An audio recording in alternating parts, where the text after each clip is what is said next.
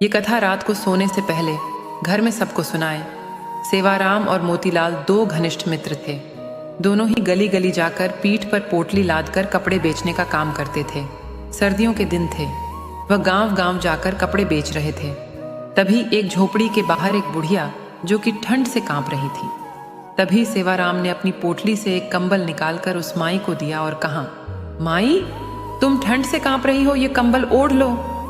बूढ़ी माई कंबल लेकर बहुत खुश हुई और जल्दी जल्दी से उसने कंबल से अपने आप को ढक लिया और सेवाराम को खूब सारा आशीर्वाद दिया। तभी उसने सेवाराम को कहा, मेरे पास पैसे तो नहीं है, लेकिन रुको, मैं तुम्हें कुछ देती हूँ। वह अपनी झोपड़ी के अंदर गई और अपने हाथ में एक बहुत ही सुंदर छोटी सी ठाकुर जी की प्रतिमा लेकर आई। वह सेवाराम को देते हुए बोली कि मेरे पास देने के लिए पैसे तो नहीं है, लेकिन यह ठाकुर जी है, इसको तुम अपनी दुकान पर लगाकर खूब सेवा करना। देखना तुम्हारी कितनी तरक्की होती है, ये मेरा आशीर्वाद है। मोतीराम बुढ़िया के पास आकर बोला, अरे ओ माता जी, क्यों बहाने बना रही हो? अगर पैसे नहीं है तो कोई बात नहीं, लेकिन हमें झूठी तसल्ली मत दो। हमारे पास तो कोई दुकान नहीं है, हम इसको कहाँ लगाएंगे? इनको तुम अपने पास ही रखो। लेकिन सेवाराम, जो कि बहुत ही नेक दिल था और ठाकुर जी को मानने वाला था, वह बोला, नहीं नहीं माता जी, अगर आप इतने प्यार से कह रही हैं तो यह आप मुझे दे दो, पैसों की आप चिंता मत करो। सेवाराम ने जल्दी से अपने गले में पड़े हुए परने में ठाकुर जी को लपेट लिया और उनको लेकर चल पड़ा। बुढ़िया दूर तक उनको आशीर्वाद दे रही, हरि तुम्हारा ध्यान रखेंगे, ठाकुर जी तुम्हारा ध्यान रखेंगे। वह तब तक आशीर्वाद देती रही जब तक कि वह दोनों उनकी आंखों से ओझल ना हो गए। ठाकुर जी का ऐसा ही चमत्कार हुआ। अब धीरे धीरे दोनों की कमाई ज्यादा होने लगी। अब उन्होंने एक साइकिल खरीद ली। अब वे साइकिल पर ठाकुर जी को आगे टोकरी में रखकर और पीछे पोटली रखकर गांव गांव कपड़े बेचने लगे। अब फिर उनको और ज्यादा कमाई होने लगी, तो उन्होंने एक दुकान किराए पर ले ली और वहां पर ठाकुर जी को बहुत ही सुंदर आसन पर विराजमान करके दुकान का मुहूर्त किया।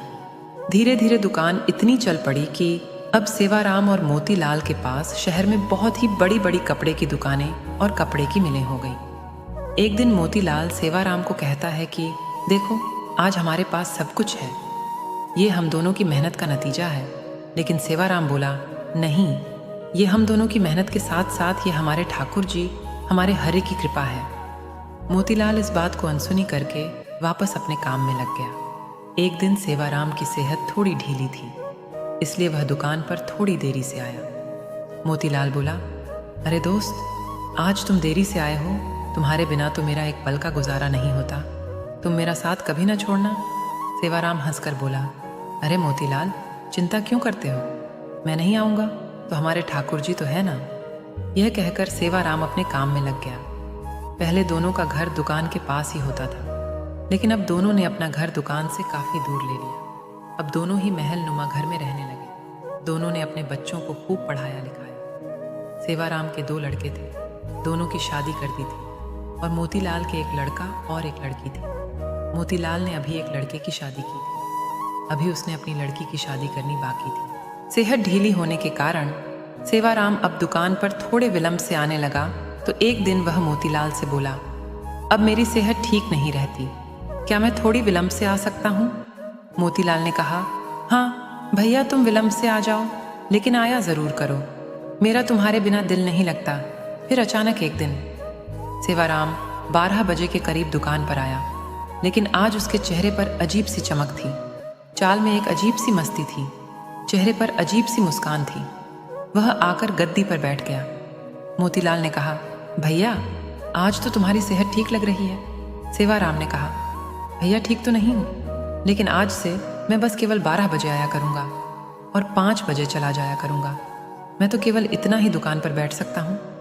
मोतीलाल ने कहा, कोई बात नहीं, जैसी तुम्हारी इच्छा। अब तो सेवाराम रोज़ 12 बजे आता और 5 बजे चला जाता, लेकिन उसकी शक्ल देखकर ऐसा नहीं लगता था कि वह कभी बीमार भी है। लेकिन मोतीलाल को अपने दोस्त पर पूरा विश्वास था कि वह झूठ नहीं बोल सकता और मेहनत करने से वह कभी पीछे नहीं हट सकता।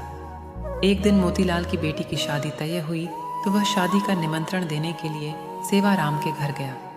घर जाकर उसको उसके बेटा, बहू, सेवाराम की पत्नी सब नजर आ रहे थे, लेकिन सेवाराम कहीं नजर नहीं आ रहा था। उसने सेवाराम की पत्नी से कहा, भाभी जी, सेवाराम कहीं नजर नहीं आ रहा। उसकी पत्नी एकदम से हैरान होती हुई बोली, ये आप क्या कह रहे हैं? तभी वहां उसके बेटे भी आ गए और कहने लगे, काका जी, आप कैसी बातें कर रहे हो?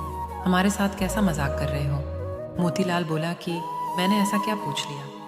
मैं तो अपने प्रिय दोस्त के बारे में पूछ रहा हूँ। क्या उसकी तबीयत आज भी ठीक नहीं है?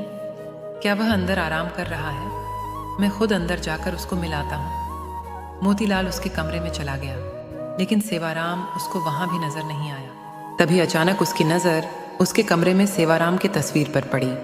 वह एकदम से हैरान होकर सेवाराम की पत्नी की तरफ देखता हुआ बोला, अरे भाभी जी, यह क्या? आपने सेवाराम की तस्वीर पर हार क्यों चढ़ाया हुआ है? सेवाराम की पत्नी आंखों में आंसू भरकर बोली, मुझे आपसे ऐसी उम्मीद नहीं थी भैया कि आप ऐसा मजाक करेंगे। मोतीलाल को कुछ समझ नहीं आ रहा था।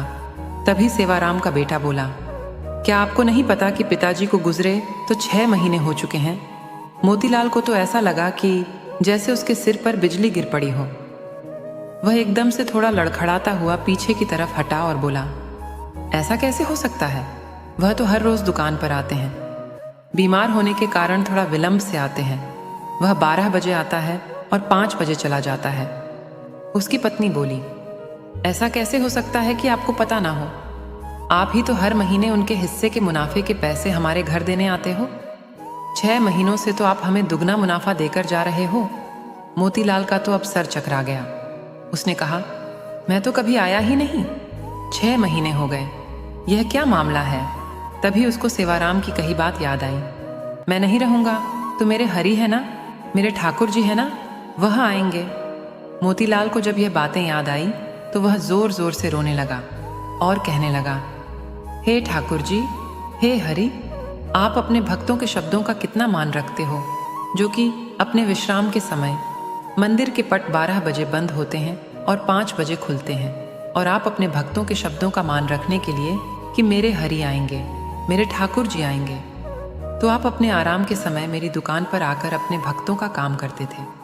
इतना कहकर वह फूट फूट कर रोने लगा और कहने लगा, ठाकुर जी, आपकी लीला अपरंपार है। मैं ही सारी जिंदगी नोट गिनने में लगा रहा। असली भक्त तो सेवाराम था, जो आपका प्रिय था।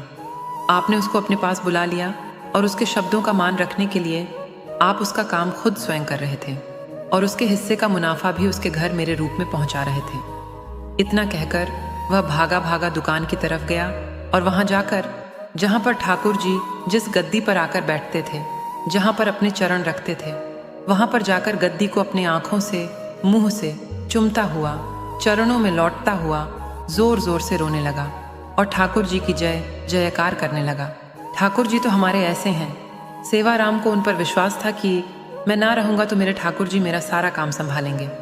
विश्वास से तो बेड़ा पार है, इसलिए हमें हर काम उस पर विश्वास रखकर अपनी डोरी उस पर छोड़ देनी चाहिए।